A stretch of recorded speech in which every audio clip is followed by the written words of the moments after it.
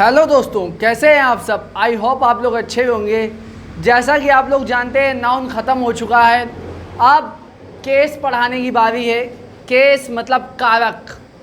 कारक होता क्या है, केस किसे कहते हैं, आइए आज इसके बारे में जानते हैं। और पिछली जितनी क्लासें हैं, यदि आप लोग को कोई दिक्कत हो तो उसमें आप कमेंट कर सकते हैं। चलिए शुरू करते हैं। If noun or pronoun, if noun or pronoun shows its relations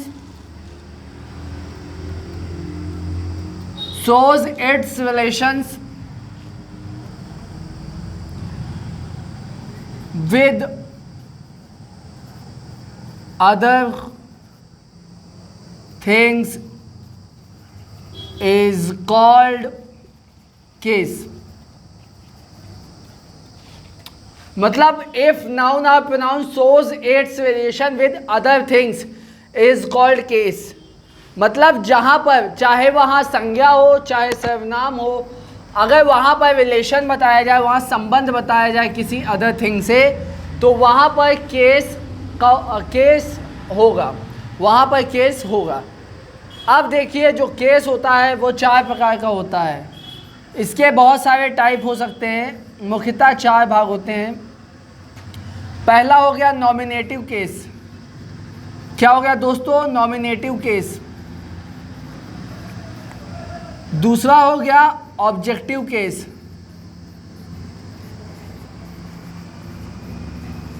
तीसरा हो गया दोस्तों पॉसेसिव केस। Possessive case. और चौथा हो गया वोकेटिव केस। चौथा हो गया दोस्तों वोकेटिव केस। अब देखिए, जो केस होते हैं वो बहुत प्रकार के हो सकते हैं, लेकिन मुख्यतः 4 प्रकार के होते हैं। Nominative case, objective case, possessive case और वोकेटिव केस। ठीक है दोस्तों, चलिए शुरू करते हैं। सबसे पहला है नॉमिनेटिव केस। शुरू करते हैं नॉमिनेटिव केस।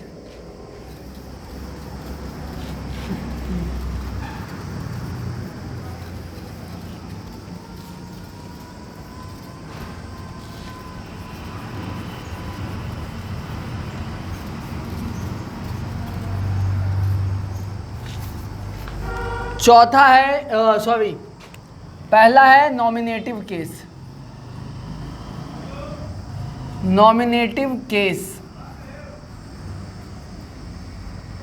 अब देखिए दोस्तों, नॉमिनेटिव केस होता क्या है।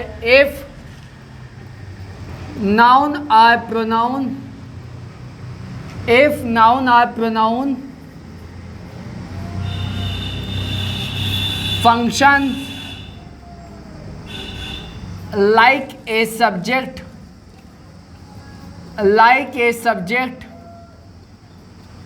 is called nominative case।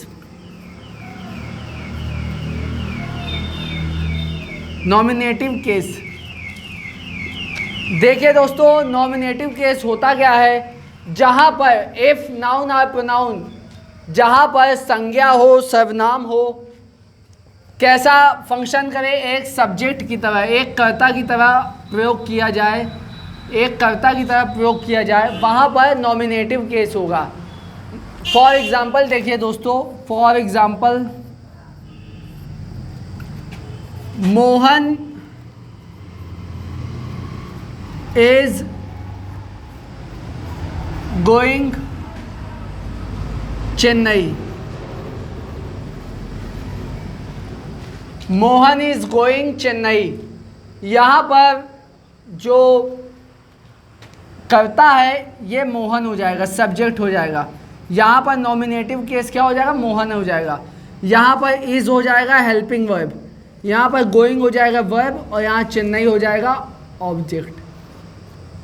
ठीक है दोस्तों, तो यहाँ पर जो मोहन है एक कैसा काम कर रहा है, नाउन या प्रोनाउन किस तरह काम कर रहा है, एक कर्ता के तौर पे, एक सब्जेक्ट के तौर पे काम कर रहा है।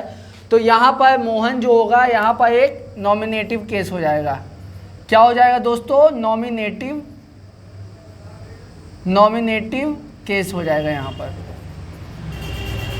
आई होप आप लोग को समझ में आ रहा होगा। देखिए इसका दूसरा जो प्रकार है वो होता है ऑब्जेक्टिव केस। आप लोग स्क्रीनशॉट ले सकते हैं। दूसरा आ जाएगा ऑब्जेक्टिव केस। दूसरा क्या हो जाएगा दोस्तों? Objective case.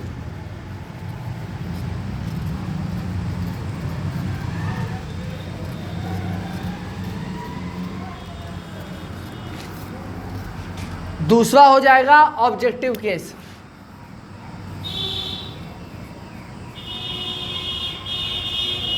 Objective case. अब यहाँ पर ऑब्जेक्टिव केस का क्या होगा? जहाँ पर किसी संज्ञा या सर्वनाम का ऑब्जेक्ट के तौर पे काम करेगा, वहाँ पर ऑब्जेक्टिव केस हो जाएगा। इसका डेफिनेशन क्या होगी? If noun or pronoun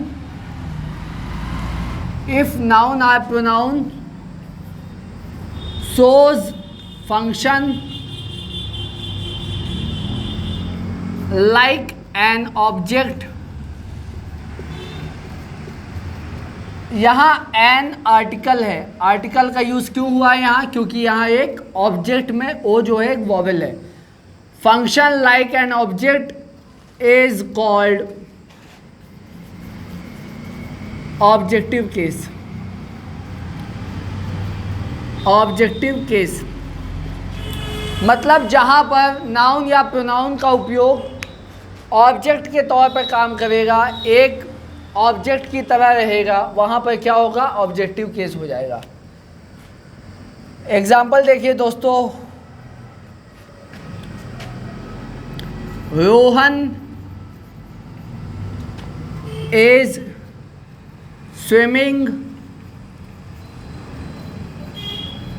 in the pond.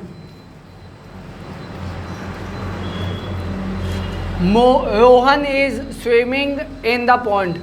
यहाँ रोहन जो हो जाएगा ये सब्जेक्ट हो जाएगा, मतलब नॉमिनेटिव केस हो गया। इज हेल्पिंग वर्ब हो गया, स्विमिंग वर्ब हो गया, और ये क्या हो जाएगा? In the pond as a object. As a object होगा तो यहाँ पर ये ऑब्जेक्टिव केस हो जाएगा। यहाँ पर किस चीज़ का उपयोग होगा दोस्तों? ऑब्जेक्टिव केस का। ठीक है दोस्तों, आई होप आप लोग को समझ में आ रहा होगा। आप लोग इसका स्क्रीनशॉट ले सकते हैं। अब देखिए आगे बात करते हैं पजेसिव केस की।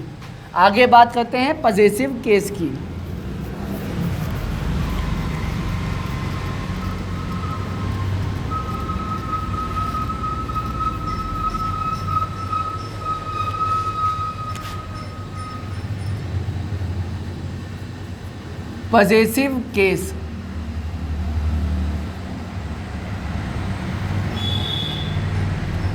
अब देखिए दोस्तों, पजेसिव केस होता क्या है? जहाँ पर एक किसी वस्तु का या किसी व्यक्ति का संबंध दूसरे किसी व्यक्ति या वस्तु से बताया जाएगा, तो वहाँ पर पजेसिव केस का उपयोग माना जाता है। जैसे डिफिनीशन देखिए पहले इसकी। इफ नाउन आर प्रोनाउन, या संज्ञा हो या सर्वनाम हो, if noun or pronoun shows its possession with other word or thing,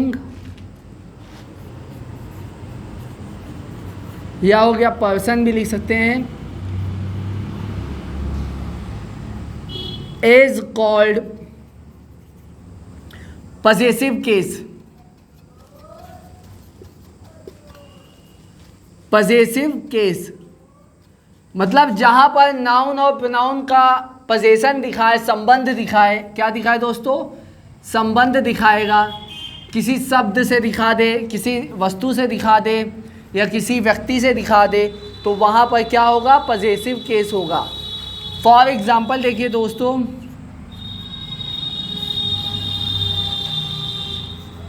Mohan's bike is so luxurious, Mohan's bike is so luxurious. तो यहाँ पर जो मोहन्स की जो बाइक है, यहाँ पर एपोस्ट्रॉफी एस लग गया, इसका मतलब क्या होता है दोस्तों, एपोस्ट्रॉफी होता है। क्या होता है मेरे दोस्तों, एपोस्ट्रॉफी होता है।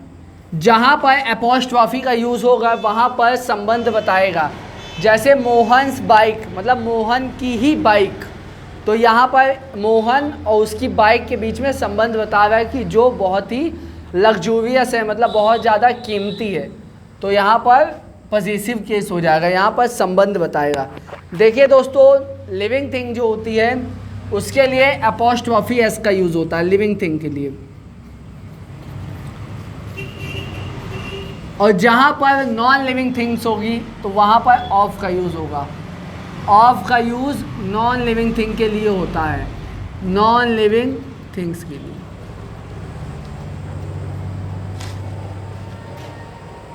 ठीक है दोस्तों, आप स्क्रीनशॉट ले सकते हैं इसका। अब इसका चौथा जो प्रकार है, जो सबसे मेन होता है, बाकी बहुत सारे होते हैं केसेस के, लेकिन मेन 4 ही होता है। ठीक है, अब देखिए चौथा आएगा वोकेटिव केस।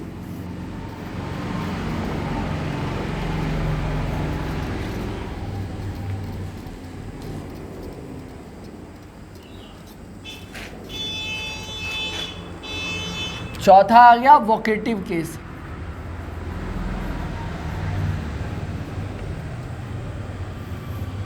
यहाँ पर ये संबोधन के बारे में दिखाएगा, जहाँ पर वोकेशंस बताए, संबोधन करे, यहाँ आओ, वहाँ जाओ, ये काम मत करो, ऐसा ना करो, उधर ही खड़े रहो, तो ये संबोधन बताएगा। डिफिनीशन क्या होगा, if noun or pronoun, if noun or pronoun shows vocation is called vocative case। vocative case, vocation का मतलब होता है संबोधन। क्या होगा मेरे दोस्तों, संबोधन। फॉर एग्जाम्पल क्या होगा इसका,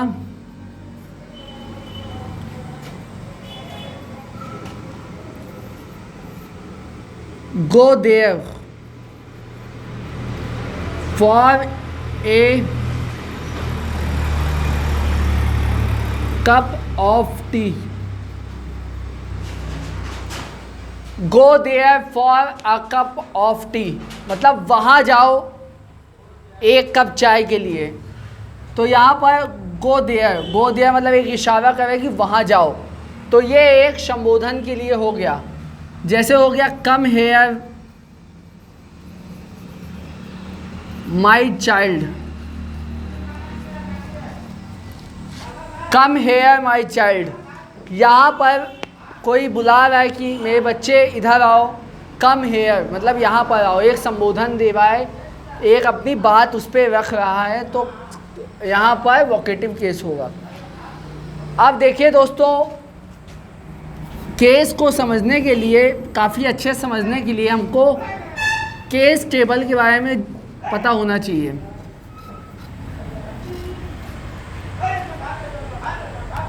अब देखिए केस टेबल होता क्या है। यहाँ पर एक नॉमिनेटिव केस होगा, नॉमिनेटिव केस, ऑब्जेक्टिव केस,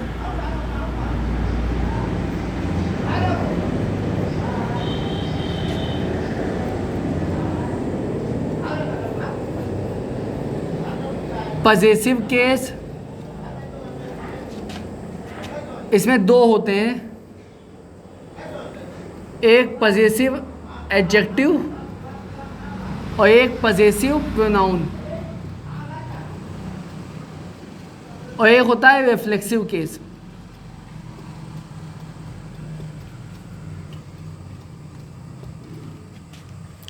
अब ये देखिए दोस्तों, नॉमिनेटिव केस में जैसे आई हो गया यहाँ, I, we, you, they, he, she, it, name, किसी का नाम हो गया, तो वो नॉमिनेटिव केस होगा। अब देखिए आई का अगर ऑब्जेक्टिव केस देखेंगे तो क्या होगा, मी होगा। अब इसका पजेसिव एडजेक्टिव देखेंगे तो माई होगा, पजेसिव प्रोनाउन देखेंगे तो माइन होगा, और रिफ्लेक्सिव केस में सभी के ऑब्जेक्टिव के आगे सेल्फ लग जाएगा, जैसे माई सेल्फ। सिंगुलर है तो सेल्फ लग जाएगा, प्लूरल है तो सेल्फ्स लग जाएगा। वी के साथ में क्या होगा दोस्तों, ऑब्जेक्टिव क्या केस क्या होगा, अस होगा। पजेसिव एडजेक्टिव अवर होगा, पजेसिव प्रोनाउन अवर्स हो जाएगा। अब देखिए दोस्तों, ये प्लूरल है तो अवर सेल्फ्स हो जाएगा, अवर SELVES सेल्फ। अब यू का क्या हो जाएगा दोस्तों, यू का ऑब्जेक्टिव केस यो हो जाएगा, सॉरी यू ही रहेगा इसका। पजेसिव एडजेक्टिव यो हो जाएगा, इसका पजेसिव प्रोनाउन योर्स हो जाएगा, और ये प्लूरल है तो इसका क्या हो जाएगा, योरसेल्व्स।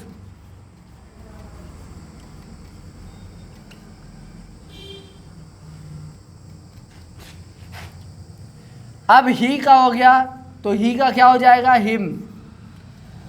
पजेसिव एडजेक्टिव क्या होगा, हिज, इसका भी हिज हो जाएगा पजेसिव प्रोनाउन, और इसका ऑब्जेक्ट को सेल्फ लगा देना है, हिमसेल्फ, हिमसेल्फ। शी का क्या हो जाएगा दोस्तों, शी का हर हो जाएगा, पजेसिव एडजेक्टिव हर हो जाएगा, पजेसिव प्रोनाउन HERS हर्स हो जाएगा, और उसमें रिफ्लेक्सिव केस के लिए हर का हर सेल्फ हो जाएगा। ठीक है दोस्तों, और एक और देख लेते हैं, आई को हटा के देखते हैं।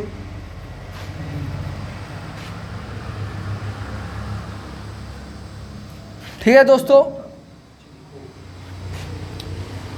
अब देखिए इट का एक देख लेते हैं। यहाँ इट हो जाएगा, ऑब्जेक्टिव केस इट्स हो जाएगा,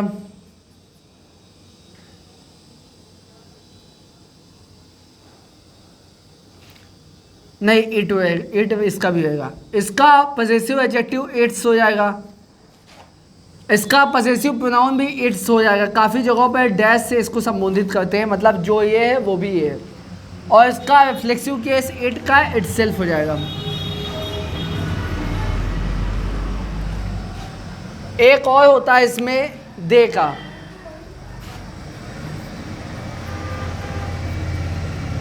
देखिए यहाँ दे का आई की जगह पे रख लेते हैं, जगह कम है। यहाँ दे का क्या हो जाएगा, देम, पजेसिव एडजेक्टिव दियर हो जाएगा, पजेसिव प्रोनाउन दियर दियर्स हो जाएगा, और रिफ्लेक्सिव केस देमसेल्फ हो जाएगा।